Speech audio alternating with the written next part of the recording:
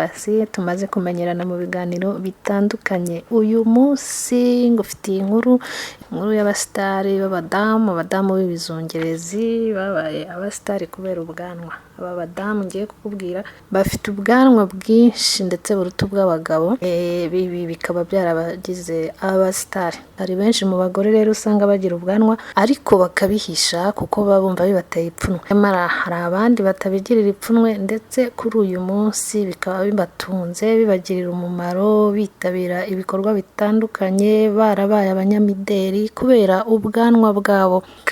Duhere ku mugore wa mbere wubatse izina ku isi mu kugira ubwanwa bwinshi ndetse buruta n'ubw'abagabo. Uyu mugore yitwa Rose Gaël, afatwa nk'aho ari we mugore wa mbere ku isi.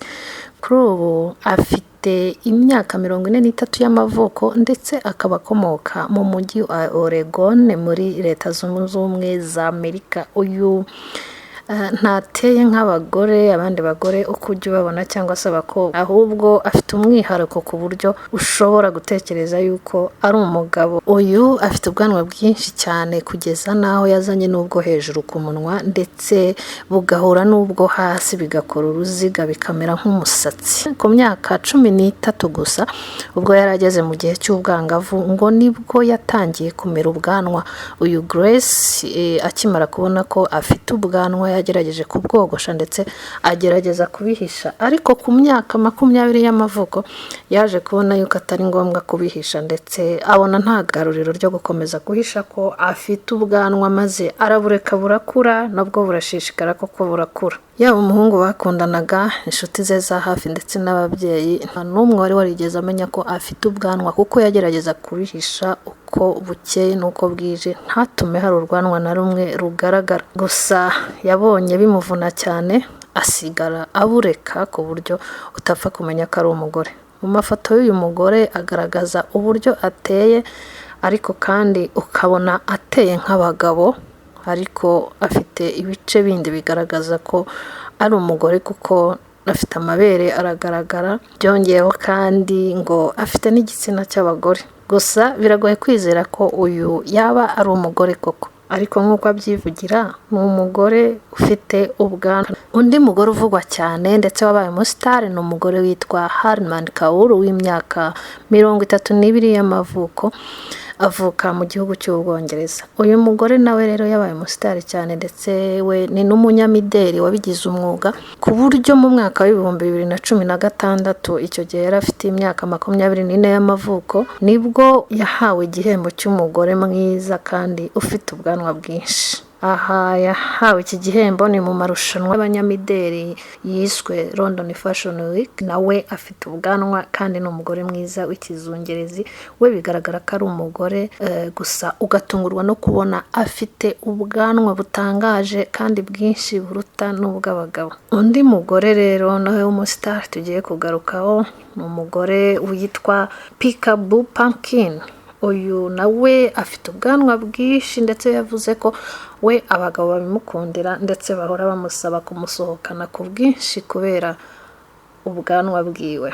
Uyu rero Pumpkin yamenyekanye nyuma yo gutunganya ubwanwa bwe bwinshi maze yarangiza akabwereka isi yose. Iki cyanyamamare ku mbuga nkoranyambaga gikomoka muri Amerika. Afite imyaka 39 y'amavuko ndetse abantu barenga 51,000 baramukurikira kuri TikTok. Uyu mugore yavuze ko yifuza ko yakoze ubwanwa bwe bukaba bwinshi cyane bigatuma abagabo barushaho kumukunda no kwigarurira imitima yabo, cyane cyane ko abenshi nyine bamukundira ubu bwanwa. Uyu mugore afite ubwanwa bwinshi kandi koko nk'uko bigaragara no ku mafoto. Pumpkin akoresha urubuga OnlyFans aho yishyuza $18 y'Amerika ku kwezi ku bashaka kureba amafoto ye ashotora abagabo. Yisobanura urubuga rwa OnlyFans avuga ko ashimishijwe no kuba umugore mwiza ufite ubwanwa kandi akaba abukunda ndetse abona ko n'abantu babumukundira. Akoresha TikTok rero nk'uko twabivuze.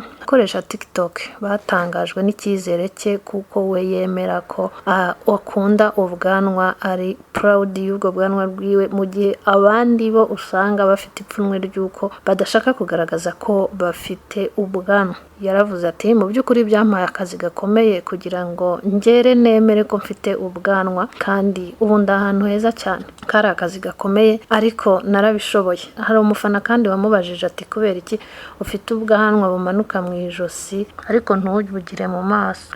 Undi mufana yaramubajije ati ikibazo mfite, kuki ufite umusatsi mu ijosi ariko ntubigire mu maso? Yasubije ati niko bukura, nifuza ko bwazakura ariko ntibyashoboka kuko uku niko bimeze nyine. We rero afite ubwanwa hasi mu gice cyo munsi y'akananwa bukamanuka bujya mu ijosi aho kugira ngo buzamuke bugana mu maso. Undi mufana nawe yaramubwiye ati nubwo ufite ubwanwa ariko uracyari mwiza cyane. Undi yongeraho ati ese uri ingaragu? Sinigeze nkundana n'umugore ufite ubwanwa ariko ndabyifuza. Pumpkin yamusubije ko yubatse kandi neza. Uyu mugore rero bivuze ko afite n'umugabo kandi yubatse urugo rwe neza. Kuba afite ubwanwa bidafite aho bihuriye no kuba atakubaka. Si abo bo mu mahanga gusa, no mu Rwanda hari abandi badamu bafite ubwanwa bwinshi ndetse bajya bateza urujijo. Reka tugaruke kuri uyu mugore mu murenge wa Busasamana. Hari umugore wemeza ko rero ubwanwa bwiwe bwakuze ndetse bukazamo n'imvi ubu noneho, ariko abantu bakaba bamuhohotera, bamwe bamwita amazina atandukanye. Ibi bikamuca intege akabona ko ari ipfunwe, akagira ipfunwe ku bwanwa bwiwe afite. Uyu mugore afite abana 3 ndetse n'umugabo. Yabwiye itangazamakuru ko ibimenyetso byo kumera ubwanwa yatangiye kubyibonaho ubwo yari afite imyaka 14 y'amavuko, ubwo yigaga mu mwaka wa 7 w'amashuri abanza. Icyo gihe n'imbere ya jenoside yakorewe abatutsi mu mwaka w'1994. Uyu mugore witwa Monica yabwiye Kigali Today ati ngeze mu mwaka wa 7 mu mashuri abanza ndi mu kigero cy'ubwangavu, habanje kuza utwanwa nka 3 ariko nge simbimenye. Naba nicaye mu ishuri nkumva abanyeshuri barambwiye ngo Monica yameze imvi, none dore n'ubwanwa bwaraje. Avuga ko uko umwaka wacagaho ari nako ubundi bwanwa bwagendaga bumera bukagenda bwiyongera. Nyuma yaje kujyanwa kwiga mu ishuri ryisumbuye rya Nyundo ahitwa Apefok. Yahaboneye ibibazo, avuga ko yahaboneye ibibazo bikomeye kuko ubwanwa bwari bumaze kuba bwinshi.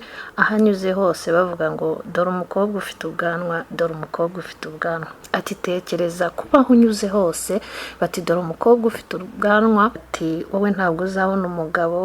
Nkagira ubwoba, nkikanga, nkumva ndenda no kwikubita hasi ariko nkihangana. Umubyeyi wanjye mama akankomeza ariko nawe akabona ko bimuteye ikibazo. Mukandutiye Monica avuga ko yakomeje guhura n'ibibazo ndetse ngo abaturage baramutukaga ndetse yaje kujya kubaza muganga amubwira ko biri mu maraso yiwe aho yabicikira.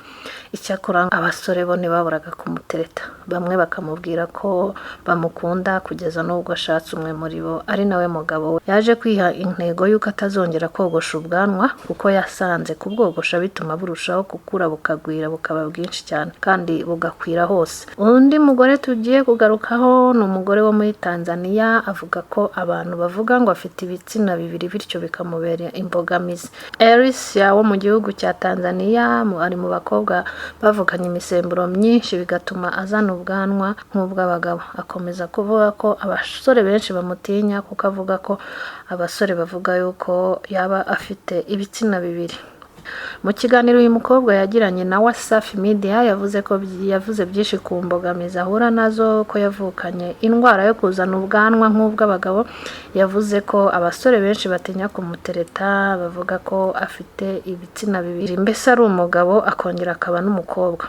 Ibyo nabyo bibaho ko umuntu ashobora kuvukana ibitsina bibiri ariko bigaragara ahantu hake cyane. Yakomeje avuga ko nubwo yavutse ameze gutyo bidakwiye kumubuza kwishima nk'abandi bagore kuko nawe ni umugore cyangwa se umukobwa nk'abandi, bityo nawe kugira umusore umukunda ngo byamushimisha cyane. Ubusanzwe uyu mukobwa ni umucuruzi wabigize umwuga mu gihugu cya Tanzania ndetse bivuga ko ashobora kuba afite umwana ariko nta mugabo agira. Reka tugaruke no ku wundi mugore, undi mugore w'umuhindekazi ufite ubwanwa bwinshi ndetse yahawe ibitekerezo bitandukanye n'abamukurikira ku mbuga nkoranyambaga gusa we avuga ko atigeze agira ikibazo na kimwe ku bivugwa ku bwanwa bwe. Umugore rero witwa Shaija ufite imyaka 37 y'amavuko yapostinze kuri status ye munsi y'ifoto ye ati nkunda ubwanwa bwanjye. Akunzwe kubazwa n'abantu babona amafoto ye kuri Facebook cyangwa bahura nawe imbonankubone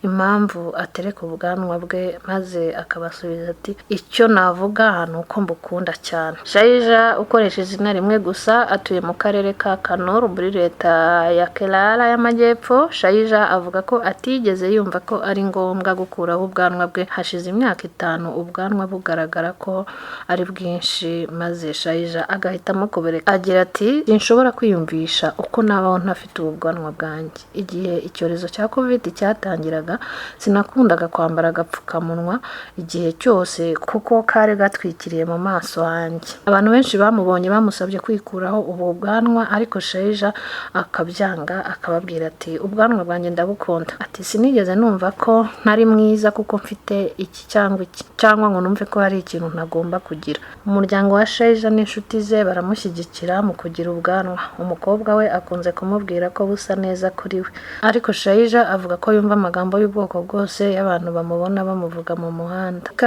Turebe no kuri uyu mukobwa wundi nawe ufite ubwanwa bwinshi. We ni umunyanigeriya, afite n'impwempwe mu gituza ku buryo wabona ari umugabo byeruye. Uyu mukobwa yitwa Queen Okafor w'imyaka 35 y'amavuko. Nawe amaze kuba icyamamare cyane kubera ubwanwa bwiwe ndetse n'ubwoya buri ku mubiri wose. Akomeje gutangaza benshi aho bituma bamwe bamufata nk'umugabo kandi ari umugore. Nyamara we kugeza ubu yarangije kubyakira ndetse anabifata nk'umugisha w'umwihariko yahawe n'Imana. Ubu amaze kwamamara no gukizwa n'uko yaremwe. Ubu bwoya bwakwiriye umubiri wose n'ubwanwa bye byanamuhesheje kujya akina amafilime atandukanye muri Nigeria. Ibi nabyo bigira uruhare mu gutuma yamamara cyane ndetse bituma arushaho gukunda Imana yo yamuremye uko yabishatse. Ubu ashimangiraho kuba yararemwe bitandukanye n'abandi bakobwa ari umugisha Imana yamuhaye kandi ko nta gisebo na gito abibonamo. Ubusanzwe inzobere zivuga yuko abagore nibura 5 bari hagati ya 5 n'icumi % bashobora kuvuka bafite kuzamera ubwanwa mu gihe cyabo cy'ubwangavu batangiye gukura. Ibi rero ni ibisanzwe kuba umuntu w'umugore cyangwa umukobwa yamera ubwanwa, ntibikwiye no kumutera ipfunwe kuko niko aba yararemwe, kandi ni imisemburo aba afite yo gutuma azana ubwoya ku mubiri we. Ndagushimiye wowe wakurikiye ikiganiro, nkushishikariza gukomeza kudukurikira no gukora subscribe kuri iyi channel. Mukomeze mugire amahoro, Imana ibane namwe.